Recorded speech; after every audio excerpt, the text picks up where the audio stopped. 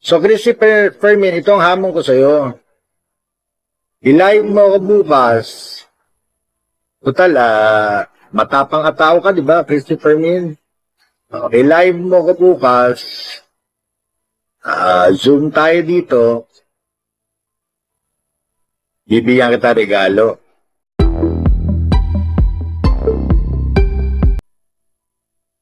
Yes, good morning. At gusto kong bigyan namang pansin. Kumusta po kayo, Maring Ate Christy Fermin? Yes, Christy Fermin. Grabe naman kayo makapanat sa akin. Magre-request sana ako Pwede niyo ba akong i-live bukas? Live tayo bukas, Christy Fermin? Total di ba ang tapang-tapang nyo? Christy Fermin? Halatang-halata naman na ikaw ay bata ni Tito Sen, di ba? Ang usapan namin, ceasefire. Ceasefire, ibig sabihin stop firing.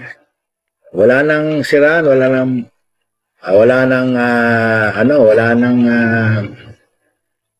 batuhan. Pero ilang araw mo na akong binabanatan. Kanina, binanata mo na naman ako. Di ba nga, ceasefire na? So, ano lumalabas nito? Ano ba yun? Sinabi ba sa'yo ni Tito Sen na, Christy, ikaw nang bahalang bumanot kay Anjo. Kasi ikaw naman, Tito Sen, alam mo naman pareho kayo taga Channel 5. Hindi naman magsasalita si Christy Fermin kung walang blessing na paalam sa iyan yung banat sa akin parang sip-sip na sip-sip sa'yo So Christy Fermin, ito ang hamon ko sa'yo. I-live mo ako bukas. Total, matapang katao ka, di ba, Christy Fermin? I-live mo ako bukas. Zoom tayo dito. Bibigyan kita regalo. Anong regalo ko sa'yo? Box. Box reveal. Bubuksan ko yung box. May i-reveal ako sa yung babae. Dahil ikaw na mahilig magtanong, tanong mo, sino yung babaeng yun na ilalabas ko, ha? At ikikwento ko sa'yo. Total, nagkakatraidura na naman dito, meron na usapan ceasefire, binabanatan mo ko.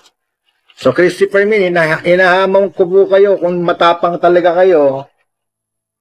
Kung matapang talaga kayo, Christy Fermin, alam mo naman yung telepono ko, tawagan mo ko, tapos mag-zoom tayo, tapos magbabox reveal ako. Ha? Magbabox reveal ako sa'yo ng isang chicks. Bahala ka na magtanong kung sino yung chicks na yun at ano ang kaugnayan dito sa usapan natin. I-explain ko ng buong buo. Ha? Kung talagang matapang kayo, Christy, kasi ang hirap, kayo banat kayo ng banat, nananahimik ako dito, ayaw nyo ang tawagan para, kung talagang matapang ka, sana'y makarating to kay Christy Fermin, inahamon kita, mag-usap tayo, Zoom, may dala akong regalo, ibubuksan ko, box reveal, may lalabas dyan na babae. Pag tinanong mo sa akin kung sino yan, saka ako sasabihin kung kaninong kabit yan. Okay? Ha? Okay? Okay, Christy Fermin? Ha? Okay, sana tanggapin mo yung hamon ko. Ha? Sana wag ka mapikon. Tanggapin mo yung, matapang ka tanggapin mo yung hamon ko. Ha? Para may masirang tao dito. Okay? Go! Tama ka, Romel. Alam mo, kumain ka sa pinggan ng Itbulaga. Pinakisamahan ka ng lahat ng mga dabarkad sa pumumuno ng Tito Vic and Joey. Minsan isang panahon sa loob ng 2 dekada, kumain ka sa pera na kinita mo. Oo, tama.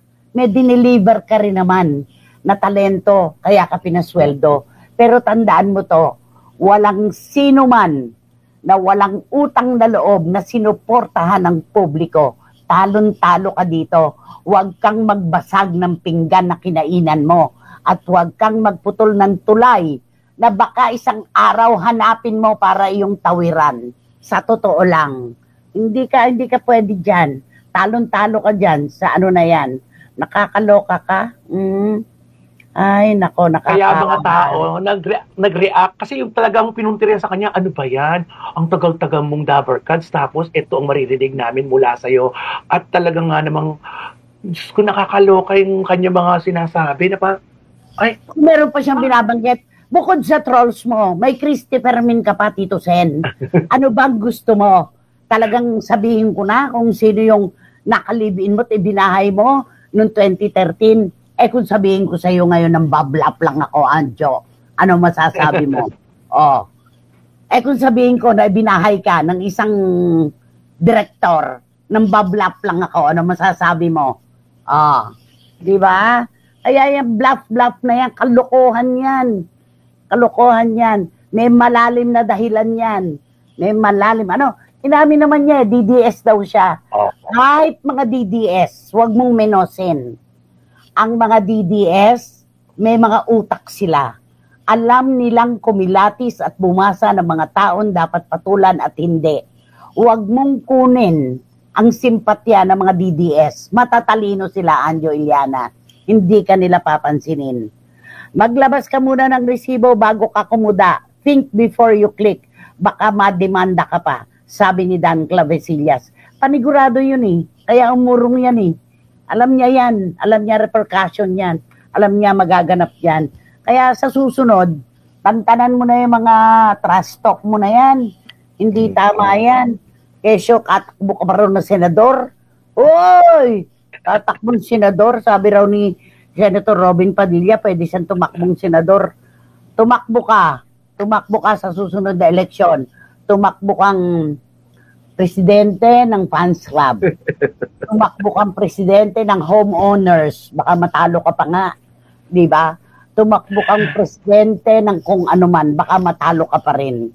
Anjo Iliana, ang leksyon nito, huwag kang gumagawa ng isyong hindi mo kayang panagutan. Mali, idahilan na mali, idahilan na DDS siya. Hello, huwag gamitin ng mga DDS para makakuha ka ng simpatya. Sabi ni Gaison Magdadaro, tama. Ito pa, Nay, totoo na pag walang utang na loob ang tao, di umaasenso. Ayan na, si Anjo Iliana. At saka walang magkakagusto sa taong walang utang na loob.